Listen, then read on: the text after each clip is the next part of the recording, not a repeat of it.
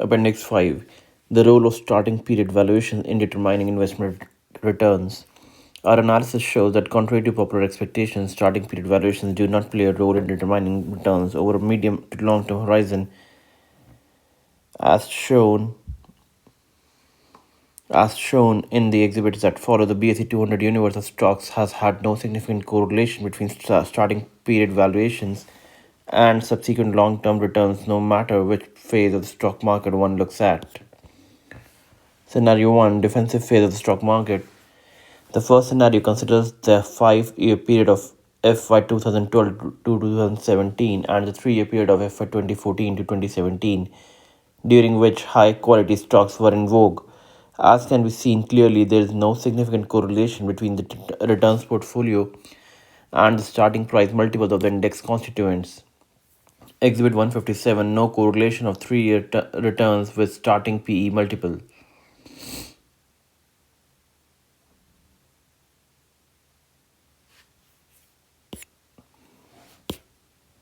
Exhibit 158: No correlation of 3-year returns with starting price to book multiple.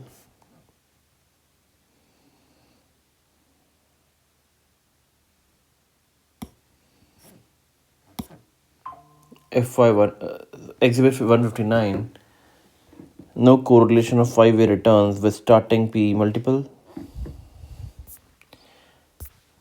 Exhibit 160: No correlation of 5-year returns with starting price to book multiple.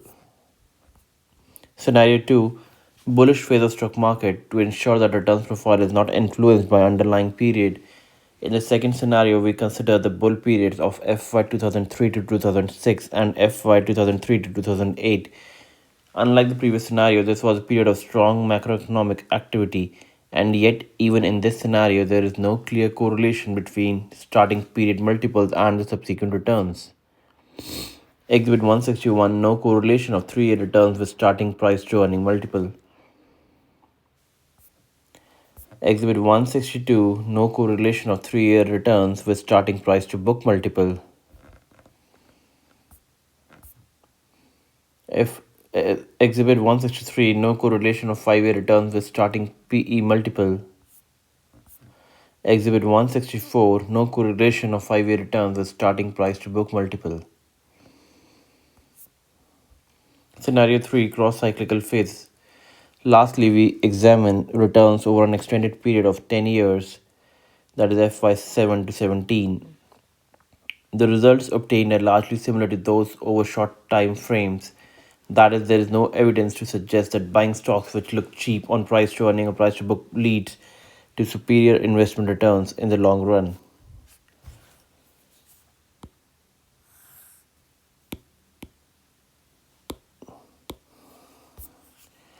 Exhibit 165: Insignificant correlation of 10-year returns with starting price to earning multiples.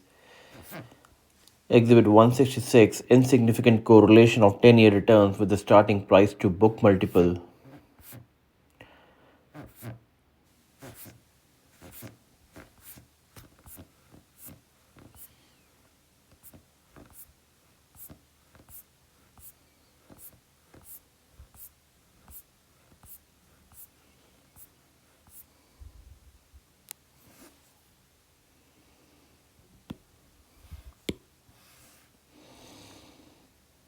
Acknowledgements. We hit upon the idea of coffee can investing, the low risk road to stupendous wealth, when Saurabh was at CNBC studio in August 2016.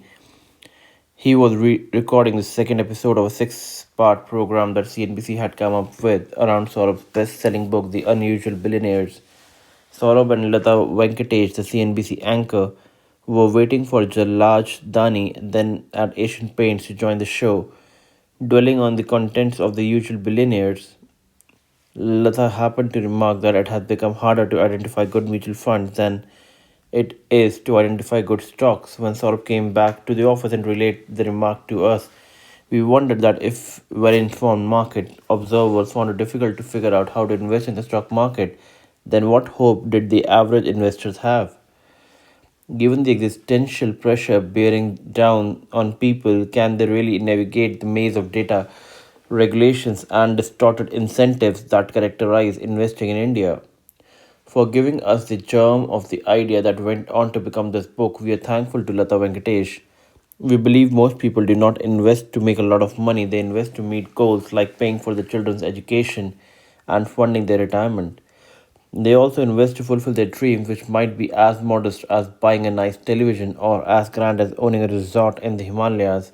Whilst we had long believed in the centrality of the goals and dreams in the investment processes, it was not until we came across Ashwin B. Chabra's superb book, The Aspirational Investor Investing in the Pursuit of Wealth and Happiness, 2015, that we found a structured way to link life goals with asset allocation. We owe an intellectual debt to Ashwin Chabra and hope that he continues to write in the similar vein.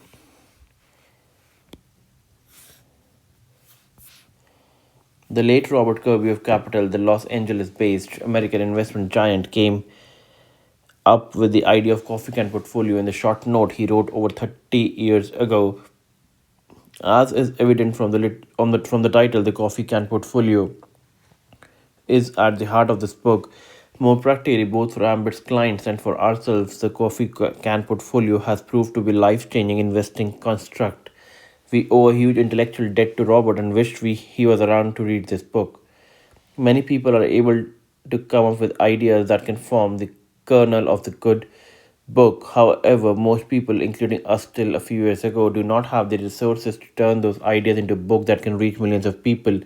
Were it not for the research supported provided by the Ambit Capital by Devesh Mehta, Sudeep Pai, Kisle Padhyay, Karan Khanna, and Prashant Mittal, we would not have been able to write Coffee Can Investing. We were indebted to those gentlemen for the many months of effort, including public holidays and vacations, which they invested in this book.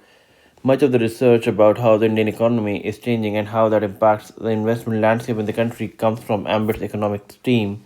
That includes Ritika Mankar, Sumita Shekhar, and Aditi Singh. We are thankful to them for turning abstract economic ideas into coherent investment takeaways.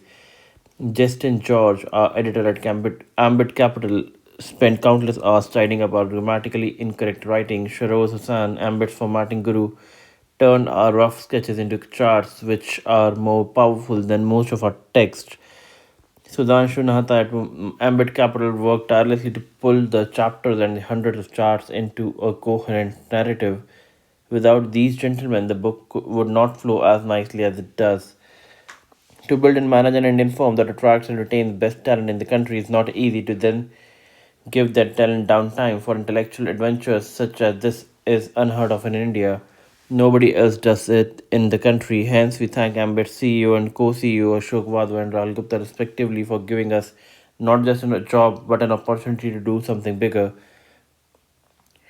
Over the past 7 decades, the Indian government and the institutions associated with it have rarely been seen as drivers of positive change. And yet, amidst this cynicism over the past decade, the Securities and Exchange Board of India, SEBI, has done some outstanding work. In the face of intense lobbying from financial service industry, SEBI has intervened repeatedly and decisively in favor of small investors. Whilst as industry participants, we might not always benefit from SEBI's interventions, as small investors ourselves, we are grateful that it has created a space in Indian market for the retail investor who wants to invest to meet his life goals. Lohit Jagwani in Penguin Random House was the editor of the Unusual Billionaires while guiding us through the process of publishing Coffee Can Investing. He demonstrated why Saurabh rates him so highly as a commissioning editor. Lohit knows how to give shape and direction to the book so that it becomes an accessible and enjoyable read for a broad range of people instead of a learned tome which gathers dust on the library shelves. We thank Lohit for supporting us in this endeavor and look forward to cooperating with him on more intellectual adventures. Before we end, we have to thank the most important people in our lives, Sarbani Mukherjea, Rohani Sood Ranjan, and Divya Unyal, respectively, for Saurav, Rakshit, and Pranab. Not only they do juggle for professional and domestic commitments whilst we spend weeks on the road, they also give us precious weekend time for writing. It is in those early hours of Saturday and Sunday that we do some of our best work, secure in the knowledge that someone wiser and stronger is holding things together for us. Pranav Unyal would also like to thank his parents Abhay and Kanta Unyal for being his guiding lights and his friends Shailendra, Tripathi and Aman Dwivedi for being the sounding board for many of his ideas presented in this book. Rakshit Ranjan would also like to thank his parents, Dr. K.K. Ranjan and Dr. Savita Ranjan, for their unwavering support and encouragement. We hope you enjoy reading this book as much as we enjoyed writing it. You can write to us at coffeecan@mbit.co, and that's it.